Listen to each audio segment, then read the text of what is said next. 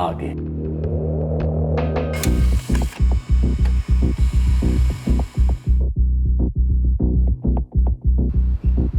संतोष मेहतो को देसी made revolver से मारा गया। सुपारी किलर्स का काम हो सकता है। मैडम जरूरी नहीं कि हमेशा बंदूक सिर्फ सुपारी किलर उठाए। संतोष के फादर के पास भी हो सकती है। माँ बाप का अभी तक तो कोई इन्वॉल्वमेंट नजर नहीं आया मैम, काफी छानबीन की है। इस चुराई हुई गाड़ी का क्या चक्कर है? मैम वही चोर बाजार वाले, गाड़ी चुराया, चेसिस नंबर मिटाया, पुर्जा इधर का उधर किया, कलर चेंज किया, किसी को बेच दिया। तो फिर इस सब से संतोष मेहतो के मर्डर का क्या कनेक्शन है? अभी तक तो कुछ सामने आया नहीं, लेकिन अगर आपको लगता है कुछ कनेक्शन है तो हम कनेक्शन निकाल के रहेंगे। सर, काफ़ी सारे लोग लगाए गए हैं जिले के गराज और दुकानों में। 100% अभी तक गाड़ी को फुल चेंज भी कर दिया गया होगा। चेंज भी किया गया होगा और हो सकता है गाड़ी सड़क पर भी चल रही हो। अब अगर किसी ने गाड़ी को मॉडिफाई किया है तो गाड़ी किसी न किसी के पास गई भी होगी। पता करो किसके पास गई है। इस ब्रिजेश सचान मर्डर केस में ये गाड़ी मेन टारगेट थी। उसे चोरी करने के इरादे से ये हायर किया गया था। बमोनी पुलिस को शक है कि ये केस एडवोकेट संतोष महतो के मर्डर केस से भी जुड़ा हो सकता है। हमें इस केस को जल्दी क्रैक करना होगा। सर, संतोष के पिता घनश्याम के कॉल रिकॉर्ड से ऐसा लग तो नहीं रहा है कि उन्होंने किसी सुपारी किलर को कांटेक्ट किया होगा। फोन एकमात्र तरीका तो नहीं होता है ना किससे कांटेक्ट करने का। हो सकता है चुपचाप फेस टू फेस बात की। सर, रिटायर्ड लोग हैं, मध्यम वर्गीय। हो सकता है कि अपने बेटे से परेशान होंगे, पर क्या वो इस हद तक जा सकते हैं? कुछ भी हो सकता है। जब पढ़े लिखे रिटायर्ड लोगों का LLB पढ़ा लिखा बेटा डकैती कर सकता है, मोलेस्ट कर सकता है, तो कुछ भी हो सकता है। ब्रजेश सच्चान मर्डर और चोरी की गई कार का क्या स्टेटस है? नादिरापुर पुलिस तो उसके पीछे लगी हुई है सर। हम भी लगे हुए हैं। 2 मर्डर, 1 चोरी की गई कार, क्या कनेक्शन हो सकता है आपस में? सुनिए, एक बात पूछूं? सच सच बताओगे? मैंने कभी तुमसे झूठ बोला जो आज ऐसे सवाल करने की नौबत आ गई? आपको लगा कि संतोष गलत रास्ते पे बहुत आगे चला गया, हम दोनों से रोक नहीं पाए तो मैंने संतोष को, अपने इकलौते बेटे को मरवा दिया। ये कहना चाहती हो तुम? वो इतना बदल चुका था कि हम उसे पहचान ही नहीं पाए। लेकिन हमारा संतोष ऐसा पैदा तो नहीं हुआ था। हमारी जिंदगी को एक मकसद, एक मतलब देने के लिए आया था हमारी जिंदगी में। हम दोनों ने एक अच्छी ढंग की जिंदगी जी, अपनी एक अलग दुनिया बनाई। लेकिन संतोष ने क्या किया? अपने आप को बाहर की एक ऐसी दुनिया को दे दिया जिसका ना तो कोई कायदा था, ना कानून था, ना ज़मीर। मैं आज तक नहीं समझ पाया उसे ऐसी दुनिया में क्या दिखाई दिया और क्यों। पुलिस कहती है कि हम संतोष के कातिलों को पकड़ लेंगे और ये केस क्लोज होगा ही होगा। लेकिन क्या हमारी जिंदगी में कभी कोई मकसद लौटेगा? समझ ही नहीं आता कभी कभी। क्या हमारा संतोष किसी अंधी गली में खो गया या हमें किसी अंधी गली में छोड़ गया?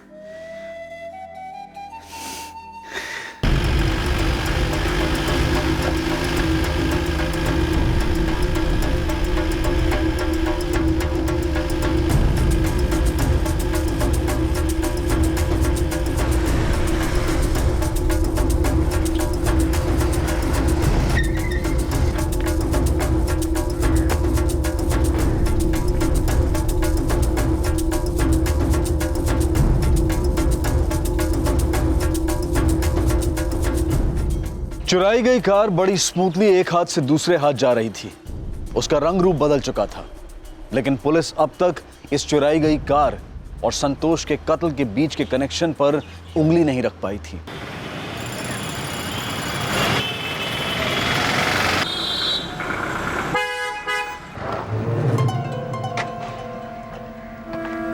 एक चाय देना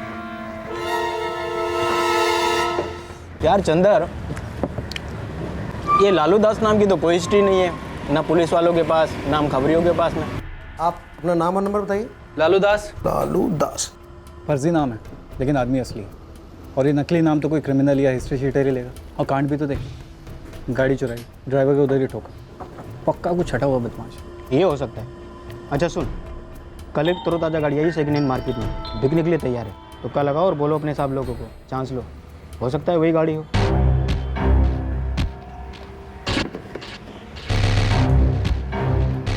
गाड़ी का मॉडल वही है जो चोरी हुई थी? हाँ, कैलाश ट्रेवल्स कंपनी है जिसके मालिक कैलाश त्रिवेदी ने खरीदी है। अब चोरी वाली गाड़ी तो है, पर ये नाथीरापुर वाली है या कोई और है ये बताना मुश्किल है। अब उसी मॉडल की गाड़ी कहीं और से भी तो चोरी हो सकती है ना। सिन्हा साहब, मतरानी चौक से बिल्कुल लगकर ऑफिस है इस कैलाश त्रिवेदी का। ठीक है केशव, मुझे थोड़ा टाइम दो, मैं इस कैलाश त्रिवेदी की पूरी इन्फॉर्मेशन निकलवाता हूँ। देखते हैं कितने पानी में घुसा पड़ा ये। बड़ी जल्दी में था ये संतोष महातो। विश्वनाथ जी का नया नया असिस्टेंट था, मगर बातें ऐसी करता था जैसे खुद ही केस लड़ने वाला। हरीश जी, हम नादिरापुर से उसका कनेक्शन ढूंढ रहे हैं। अब विश्वनाथ जी तो कह चुके हैं कि उनका कोई क्लाइंट नहीं था नादिरापुर में। क्या आपको कोई आइडिया है कि संतोष नादिरापुर क्यों गया होगा? फंसाया होगा किसी को केस के चक्कर में। किसको? शालिनी जी, ये कोर्ट है, यहाँ हजारों लोग आते हैं केस के सिलसिले। अब किसी को ढापा होगा उसने। क्या आप प्लीज पता लगा सकते हैं कि संतोष नादिरापुर क्यों गया होगा? किस पार्टी से मिलने गया होगा? बात करनी पड़ेगी 2-4 लोगों। सर, इस कैलाश त्रिवेदी का कोई डिटेल क्रिमिनल रिकॉर्ड नहीं है, पर एक अरसे से ये चोरी की गाड़ियां खरीदता और बेचता रहा है। और कहता है कि सेकंड हैंड गाड़ियाँ हैं। जी सर, साथ में एक ट्रैवल का बिजनेस भी चलाता है, साइड बिजनेस ही समझ लीजिए सर। और एक बात थी सर। क्या? सर, ये जो दिनेश मिश्रा है जिसे हमने पकड़ा था। हाँ, कई सारे थानों में केसेस दर्ज हैं उसके खिलाफ। जी सर, ये रहता तो नादिरापुर में था, पर इसने सारे कांड नादिरापुर के बाहर किए। और इत्तेफाकन इस दिनेश मिश्रा का भी एक साइड बिजनेस था ट्रैवल का। ये सेकंड हैंड टेम्पो बस खरीदता था और उसे लीज पर चढ़ा देता था। और ये सेकंड हैंड भी बेशक चोरी के होंगे। अजय, क्या लगता है कोई कनेक्शन है? कनेक्शन का तो पता नहीं सर, पर हो सकता है कि कैलाश त्रिवेदी भी कुछ ऐसे ही ऑपरेट करता हो, बाहर से गाड़ी चुराना और यहाँ बेचना। सिन्हा, इन चीजों को लगता है कि यही गेम खेल सकते हैं। अब हम इनको मिलकर कंफ्यूज करेंगे। केशव सर, तुम दिनेश मिश्रा से मिलोगे बामोनी डिस्ट्रिक्ट जेल और पता करोगे कि संतोष महतो से इसका क्या लेना देना। समझ गया सर। शालिनी, तुम नादिरापुर जाओगे, Kailash travels second hand car खरीदो। जी सर। तुम्हारी गाड़ी की किलोमीटर रीडिंग क्या थी जिस वक्त चुराई गई? अभी 5 मिनट में सारे डिटेल भेजता हूँ मैडम। हम लोग कहीं भी गाड़ी भेजने से पहले मीटर रीडिंग लेकर रखते हैं।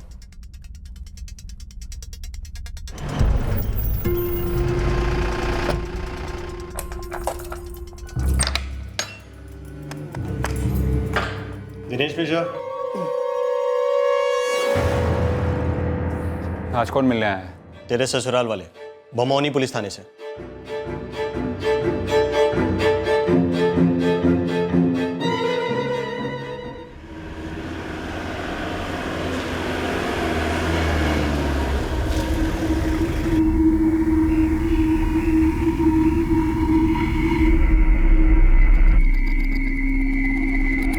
नमस्ते। नमस्ते मैडम। हमें गाड़ी खरीदनी है। अरे हाँ हाँ सर, इतनी गाड़ियाँ खड़ी है ना, पसंद कीजिए।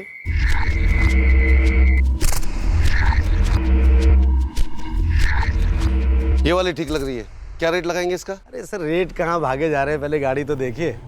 बस एक बात कहूँ सर, एकदम करेक्ट पीस चुना आपने। कोई नहीं बोलेगा सेकंड हैंड गाड़ी है, नहीं से भी ज़्यादा स्मूथ, टिप टॉप। सर चला के तो देखिए, मक्खन है मक्खन। चलानी तो बनती है। लाइए चाबी। अभी लाया चाबी।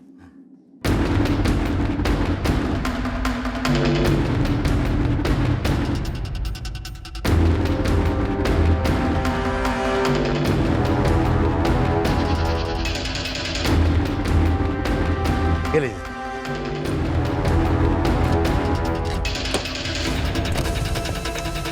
एक राउंड लेके आते हैं। अरे एक नहीं सर, 4 चक्कर लगाइए, गाड़ी आपकी है।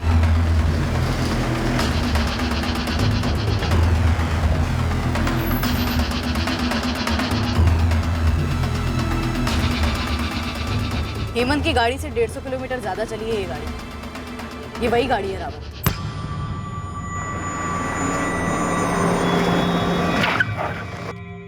असलम, जल्दी से गाड़ी खोलकर चेक कर लो।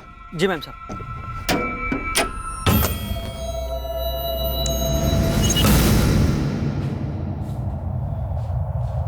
सर, 6 महीने से जेल में हूँ। मुझे क्या पता संतोष महतो का गेम किसने बजाया। तो क्या पता है तुझे? सर, मुझे तो ये पता है कि लंबा सड़ने वाला हूँ मैं जेल में। कैलाश त्रिवेदी को जानता है तू, जो नादिरापुर में कैलाश ट्रेवल चलाता है? हाँ सब जानता हूँ, मेरा भी ट्रैवल्स का ही धंधा था। तो बता, ब्रिजेश सचान को किसने मारा और क्यों? ब्रिजेश? सर ये कौन है? सिरोनिया की हेमंत जाकर ड्राइवर। अब तू मुझे साफ साफ बता, क्या रिवॉल्वर और उसे चलाने वाला भी एक ही था? सर मुझे इस बारे में कैसे पता होगा? संतोष महतो को कैसे जानता है तू? सर न्यूज़पेपर में पढ़ा था कि एक लॉयर का मर्डर हुआ है और मेरी बीवी कई बार बात करती थी। क्या?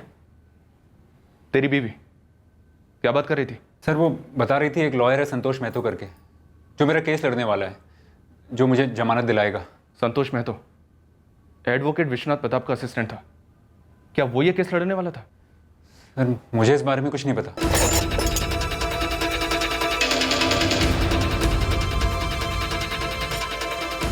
मैडम, चेचिस नंबर तो मिटा दिया गया है और पेंट भी ताजा ताजा किया हुआ है। ये पक्का चोरी की गाड़ी है।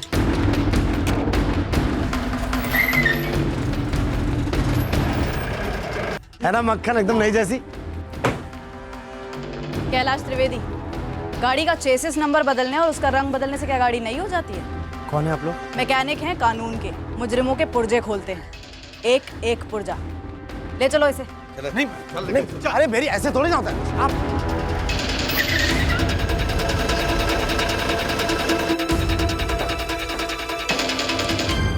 दिनेश मिश्रा ना, उसका केस मैंने लिया ही नहीं। पर दिनेश मिश्रा का तो कहना है कि संतोष महतो उसकी जमानत के लिए कोर्ट में एप्लीकेशन करने वाला था। ऐसा कैसे हो सकता है? संतोष मेरा असिस्टेंट था, मेरे कहे बिना वो ऐसे कैसे कर सकता है? आपने कोर्ट में इंक्वायरी की?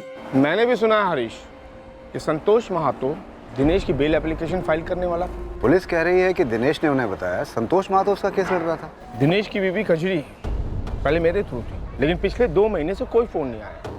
मुझे क्या मालूम था कि मेरे पीठ पीछे संतोष महतो से बात चल रही है। जी चौहान साहब, इस दिनेश मिश्रा को हम ही लोगों ने पकड़ा था और उसकी पत्नी कजरी मिश्रा से भी हम लोग वाकिफ़ हैं काफ़ी अच्छी तरीके से। हमने कैलाश त्रिवेदी को कस्टडी में लिया है। तुम कजरी मिश्रा की क्वेश्चनिंग करो। ये संतोष महतो दिनेश मिश्रा का केस लड़ने वाला था, लेकिन कोर्ट में कोई एप्लीकेशन फाइल नहीं हुई थी। माजा क्या है अभी तक क्लियर नहीं। मैं तुरंत पता करता हूँ चौहान साहब।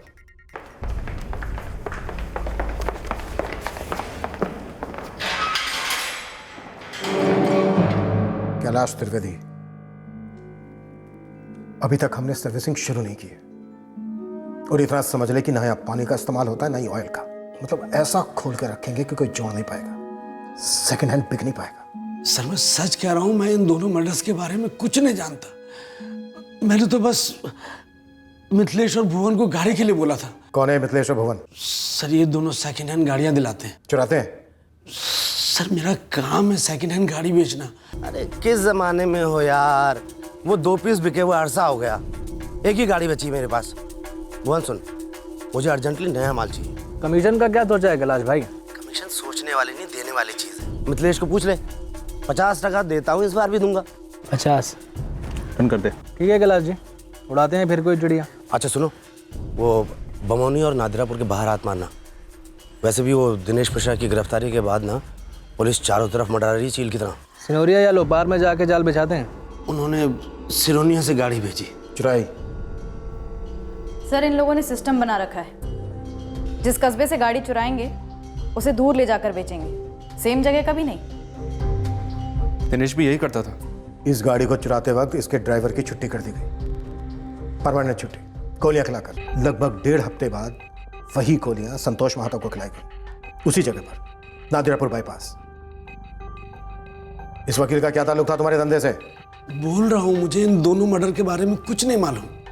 वो 21 जनवरी को भुवन और मिथिलेश ने बताया था कि गाड़ी मिल गई है, काम चालू है उस पर।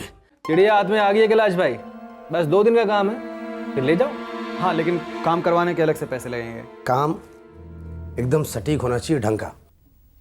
वो तो हमेशा से ही होता है। वैसे कहाँ से उड़ाई? वही जहाँ से कहा था, सिरोनिया।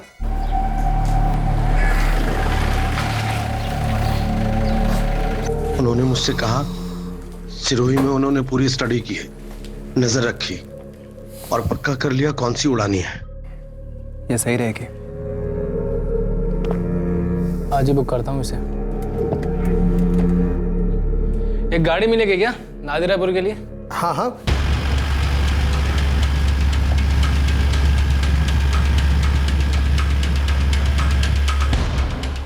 ब्रिजेश नाम बताया था ना जी। रुको जरा साइड में, थोड़ा हल्का हो ले हम।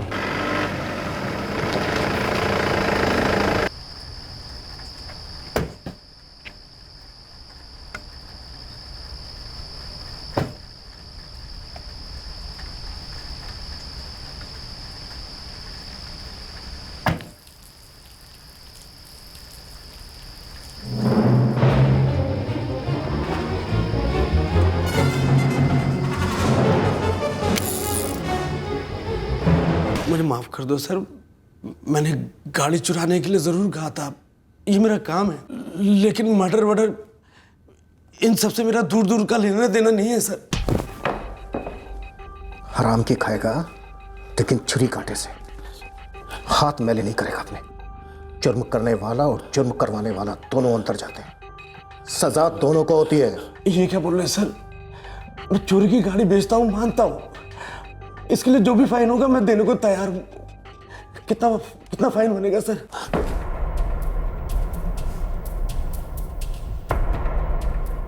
घूस ऑफर कर रहा है? हाँ चल ठीक है, एक हेल्प कर मेरी। बोलिए सर। संतोष महतो की पूरी स्टोरी सुना, शुरू हो जा। अगर टाइम लगाएगा ना तो फिर मैं शुरू हो जाऊंगा, मेरा हाथ पैर डंडा सब एक साथ शुरू होगा। वो संतोष फायदा उठाना चाहता था। कैसा फायदा? किसका फायदा?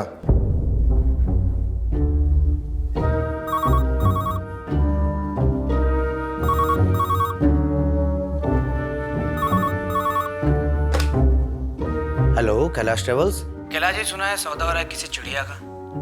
कौन बोल रहा है? एडवोकेट संतोष महातो बोल रहा हूँ। कैलाश जी, इस गाड़ी का सौदा सिर्फ हम करेंगे। गाड़ी तो मिथिलेश और भुवन ने चुराई थी, ये किस बात का सौदा करने पहुंच गया? वो ब्लैकमेल को सौदा बोल रहा था सर। 1 लाख? क्या बात कर रहे हैं संतोष जी, इस गाड़ी से मुझे कुछ नहीं मिलने वाला है। सजा मिलेगी। चाहिए? क्या बात कर रहे हैं?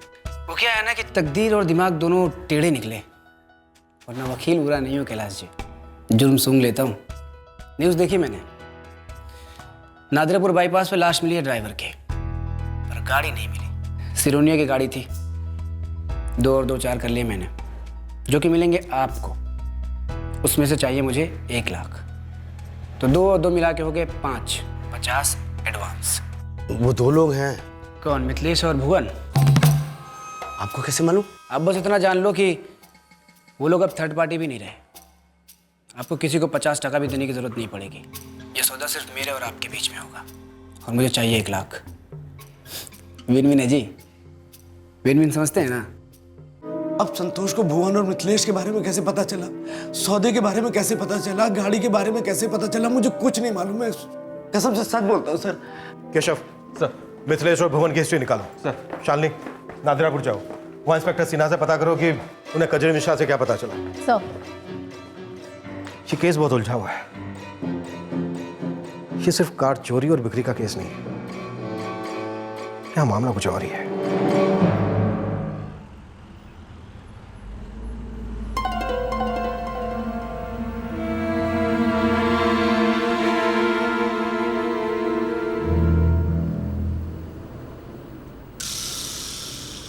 अब क्या हुआ है सर? कुछ नहीं, आपका इंतजार हो रहा था।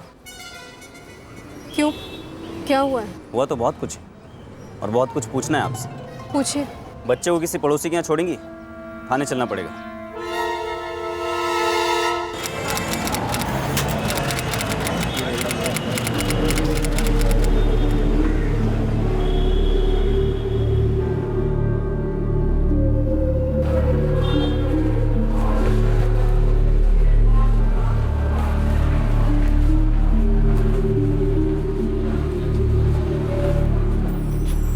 ऐसे भी क्या टेंशन है मैडम? मेरा नाम एडवोकेट संतोष महतो है। कई बार देखा मैंने आपको, बहुत परेशान रहती हैं।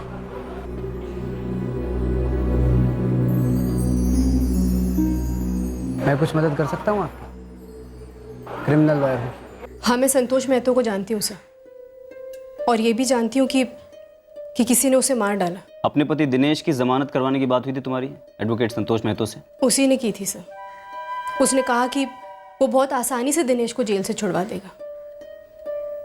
वो आदमी सर बहुत बड़ी बड़ी बातें करता था, और मैं सब चुपचाप बस सुनती रहती थी। केस कोई भी मुश्किल नहीं होता है, बस वकील को सिर्फ घुमाने आना चाहिए। और आपके पति का केस बहुत ही पेचीदा है। उन्होंने जितने भी जुर्म किए ना, ये चोरी, डकैती, रॉबरी, ये लगभग 20 थानों के अंडर में है। कुल मिला के बात ऐसी है कि ये लोग अब आपके पति को आटे में ले रहे हैं। ये जो पुलिस होती है ना, ये जब किसी को पंजे में लेना चाहती है ना, तो बहुत मुश्किल होती है, समझ लो। कड़वी है। जी, सॉरी, मैंने चीनी डाली तो थी। चाय नहीं, आपके पति की हकीकत कड़वी है। 2 महीने से दर दर कोर्ट के चक्कर काट रही हूँ। बच्चा छोटा है मेरा, बहुत परेशानी है वकील साहब। देखिए, परेशानी दूर हो सकती है, कड़वी हकीकत मीठी भी हो सकती है। क्योंकि कानून के कप में कोई चांदी का चमचा घुमा सकता है तो वो सिर्फ मैं हूं। मैं उन्हें यकीन दिला दूंगा कि पुलिस को आपके पति को जेल में रखने की कोई जरूरत नहीं है।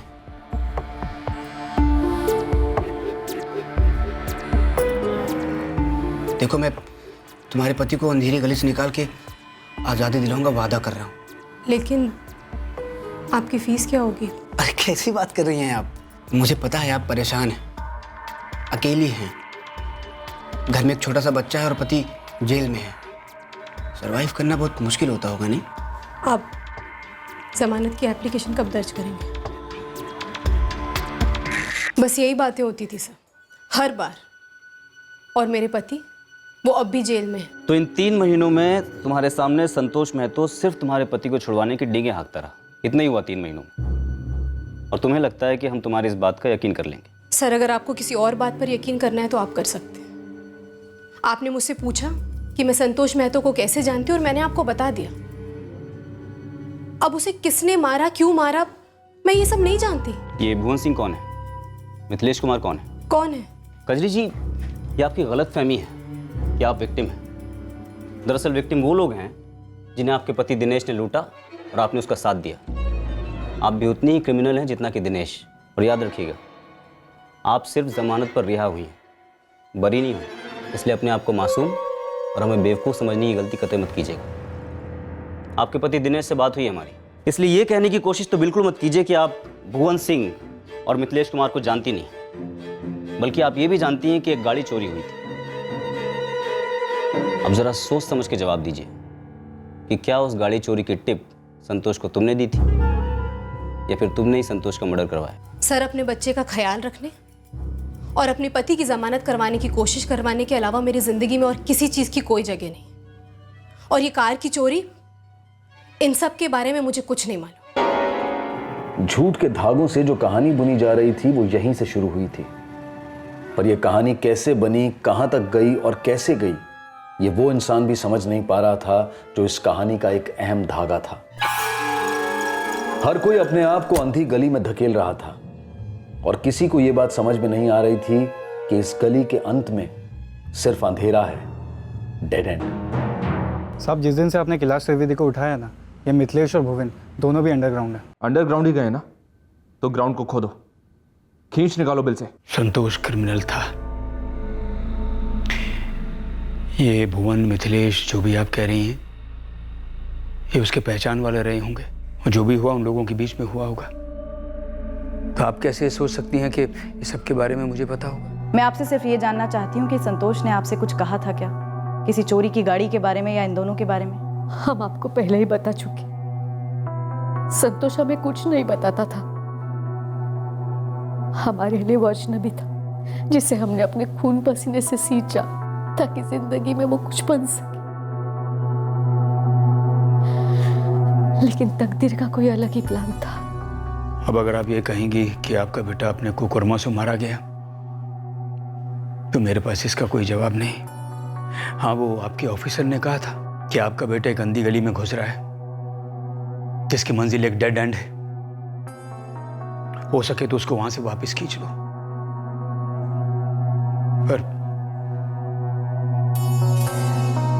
पर हम ऐसा नहीं कर सके।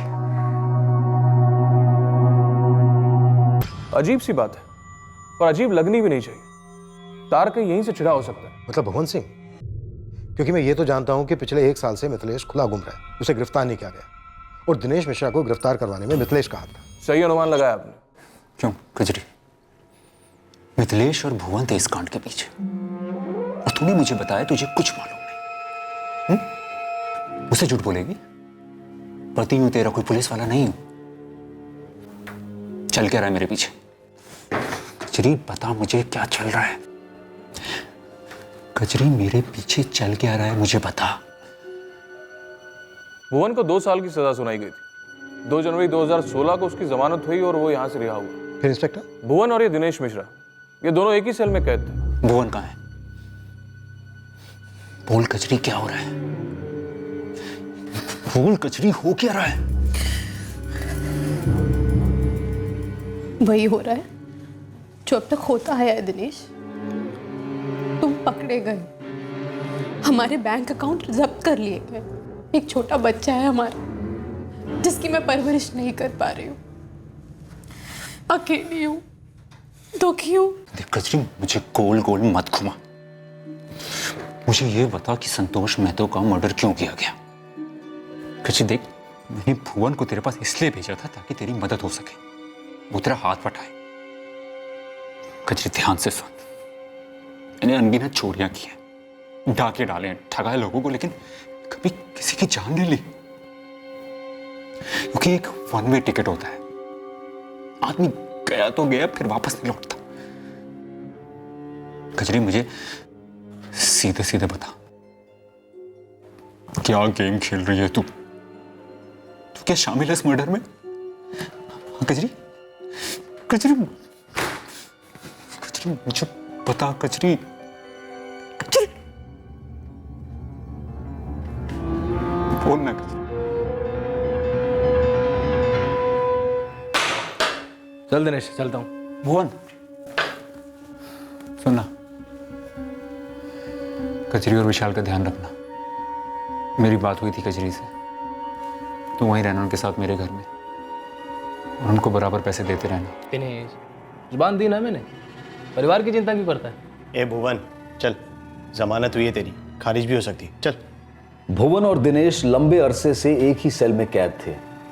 उनके बीच दोस्ती गहरी थी, भरोसा अटूट था। सिन्हा, कड़ियां जुड़ने लगी हैं अब। जेल में भुवन और दिनेश एक ही सेल में थे। भुवन को बेल मिली और दिनेश ने उससे अपने बीवी बच्चों का ख्याल रखने के लिए कहा। और यहाँ इत्तेफाकन दिनेश की पत्नी कजरी का संतोष मेहतो से कांटेक्ट हुआ। वकालत पढ़ा हुआ था, असिस्टेंट वकील था, और खुद का क्रिमिनल रिकॉर्ड भी था। उसने बढ़ा चढ़ाकर दावा किया हुआ कजरी से कि वो दिनेश को जेल से छुड़वाने में उसकी मदद करेगा। भुवन और उसके एक दोस्त मिथिलेश ने एक कार चुराई, ड्राइवर का मर्डर किया, और इस बात का पता संतोष मेहतो को चल गया। उसने इस कार की चोरी से पैसे बनाने की सोची। लेकिन संतोष को ये बात कैसे पता चली? उसका सिर्फ एक ही जरिया हो सकता है, और वो है कजरी। दो मर्डर हुए। अब सोचने वाली बात यह है कि क्या ये दोनों मर्डर वाकई में एक कार की चोरी को लेकर हुए? मम्मी, आपको बुखार है? नहीं बेटा, परेशान हूँ। कुछ गलत हो गया? सब गलत हो गया। जो नहीं करना चाहिए था वो किया, जो नहीं होना चाहिए था वो हुआ।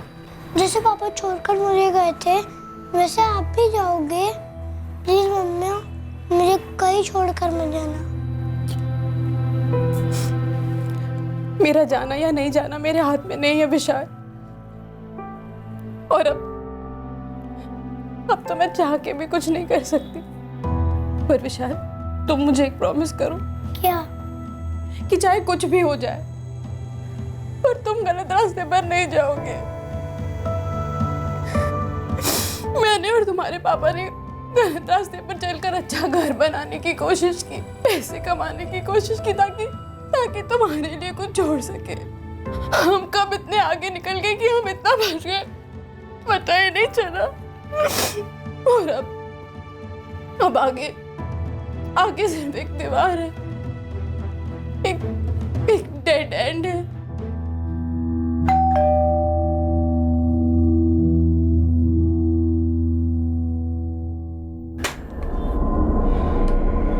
कजरी, क्या फैमिली में कोई है जो बच्चे की देखभाल कर सके? कोई हमारे कांटेक्ट में नहीं रहना चाहता। कोई ना कोई इंतजाम तो करना पड़ेगा। हम तुम्हें कस्टडी में ले रहे हैं, तुम समझ रही हो ना?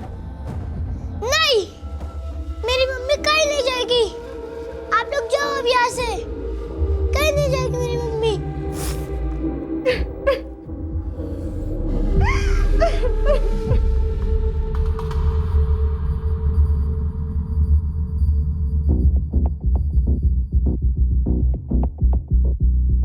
सर, अब फिर से क्यों लेके जा रहे हैं सर?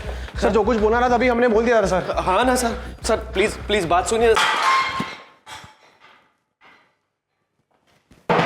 तुम भी यही चाहते थे कि संतोष महतो को मरवा दिया जाए। तुम सब फंसे हुए थे। फायदा उठा रहा था वो तुम सबका। मैं सिर्फ अपने पति की बेल चाहती थी, और वो संतोष, वो सिर्फ मेरे साथ हर वक्त बस यही कोशिश करता था। उसका कोई इरादा नहीं था दिनेश को बाहर निकलवाने का। संतोष जी, आप हर बार कहते तो है कि आप बहुत कुछ कर सकते हैं, पर कभी करते नहीं। विशाल कहाँ है? क्यों? कहाँ है विशाल? दोस्तों के साथ खेलने बाहर गया है। क्या बात है? देखो, मुझे तुमसे कोई फीस नहीं चाहिए, और मैं तुम्हारे पति को बाहर निकालूंगा, वादा कर रहा हूँ। बस तुमको मैं... संतोष जी, रहने दीजिए, आप कुछ मत करिए मेरे लिए।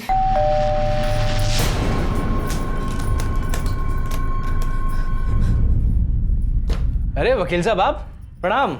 प्रणाम। और वकील साहब, अब आ रहे हैं क्या जा रहे हैं? जा रहे हैं। और अब वकील साहब हम तभी मिलेंगे जब आपके साथ बेल एप्लीकेशन रेडी होगी। हाँ ठीक है, बात तो हो ही गई है, तो 2 दिन में रेडी करके मिलता हूँ फिर आपसे। और तुम आओ यार, कभी ऑफिस मिलो, आते ही नहीं हो तुम। क्या हुआ, सब ठीक तो है? वकील साहब उखलाए हुए लग रहे थे, आप परेशान लग रही हैं। नहीं, ऐसा कुछ नहीं है।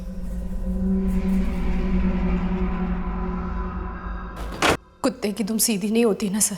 फिर लौटे वकील साहब, बार बार आ धमकते थे। वही बड़ी बड़ी बातें, वही बार बार मेरे साथ मांग। उसने जबरदस्ती की? उसकी जबरदस्ती का जवाब देने की ताकत तो मुझ में थी सर, लेकिन उसकी धमकी, उसके आगे मुझे घुटने टेकने पड़े। संतोष जी, आप जाइए यहाँ से, मुझे आपकी कोई जरूरत नहीं है। आप जाइए यहाँ से। क्यों? तुम्हारी सारी जरूरतें वो भुवन पूरी करता है? हाँ क्यों? और वो भी फ्री में। वो तो तुम्हारे पति को बाहर निकाल भी नहीं सकता है, फिर ऐसा क्या है उसमें? औरत और मर्द के बीच में दो चार होते कहाँ हैं? हाँ, अब देखिए ना, तुम्हारे पति ने अपने दोस्त को तुम्हारी देखभाल के लिए भेजा था। जाहिर है वो सिर्फ देखभाल तो करता नहीं होगा, और भी बहुत कुछ करता होगा। करता है ना? अब तुम एक्टिंग करोगी कि नहीं नहीं हमारे बीच ऐसा कुछ नहीं है, हमारे बीच बहुत अच्छा रिश्ता है, मेरा बहुत ख्याल रखता है, मेरे पति का दोस्त है वो। लेकिन मेरे पास वीडियो है। कैसा वीडियो? तुम्हारी और भुवन की। क्या बकवास कर रहे हो तुम? 6 दिन पहले जब मैं तुम्हारे घर में आया था और तुम मेरे लिए चाय बनाने गई थी, तब मैंने तुम्हारे बेडरूम में कैमरा छुपाया था।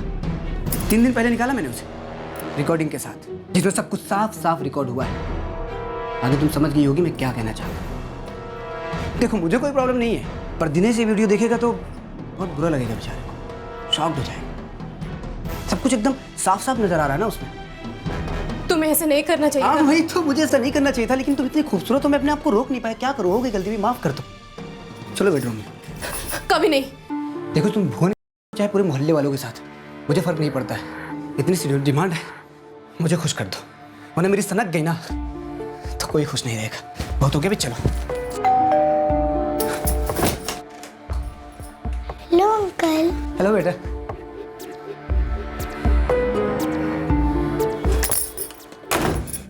उस दिन विशाल के आने से मैं उसे टाल सकी, लेकिन उसकी धमकियां बहुत बढ़ी। मेरे लिए बहुत मुश्किल हो गया। कार? कौन सी कार? मेरे पास कोई कार नहीं है। नाटक मत कर भुवन, मेरे को पता है तूने और मिथिलेश ने मिलके सिनोनिया से गाड़ी चोरी की है। न्यूज़ पढ़ा मैंने, ड्राइवर ब्रिजेश सचान को भी तुम दोनों ने मारा है, लाश मिली है उसकी। अभी ड्रामा बंद कर। अच्छा एक काम करता हूँ यार, मैं सीधा पुलिस के पास जाता हूँ। रुको रुको, मैं थोड़ी देर में फ़ोन करता हूँ तुम्हें।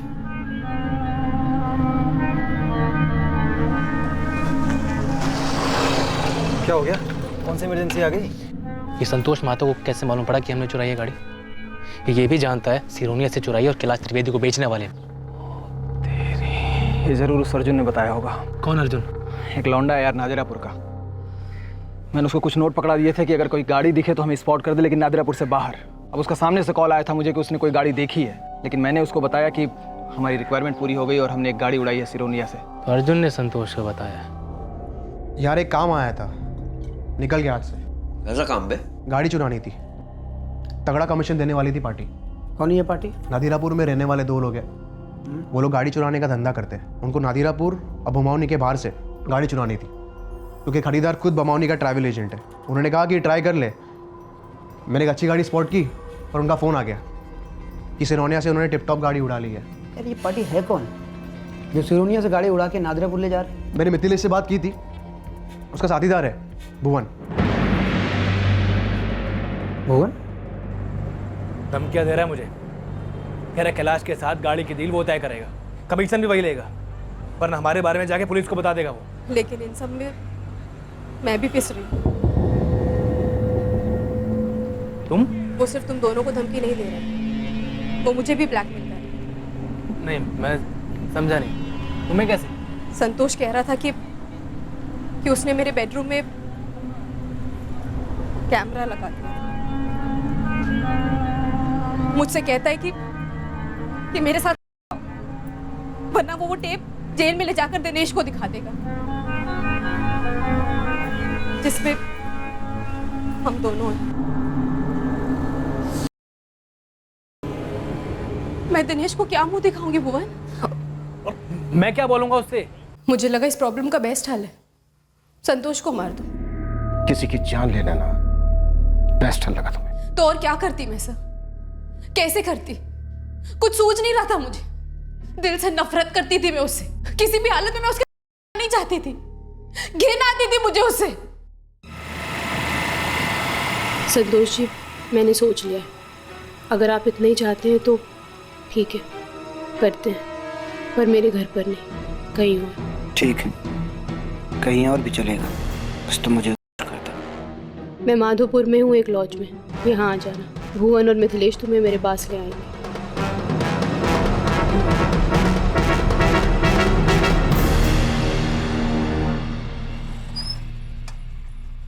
पीछे पीछे आ जाओ वकील साहब।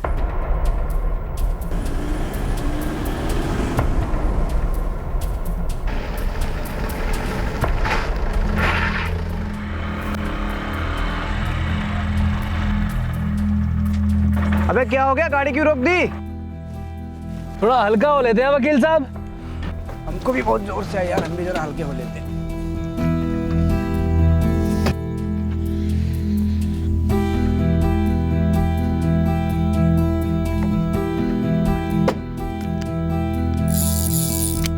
संतोष?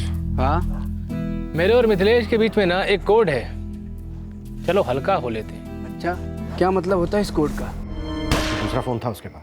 हाँ बिल्कुल था, जिससे वो अपने सारे ऐसे वैसे काम किया करता था। तो संतोष महतो को मरवा देना बेस्ट हल लगा तुम्हें? अब जरा सोच के मुझे बताओ, तुम्हारे लिए बेस्ट हल क्या होगा और तुम्हारे बेटे विशाल के लिए बेस्ट हल क्या होगा?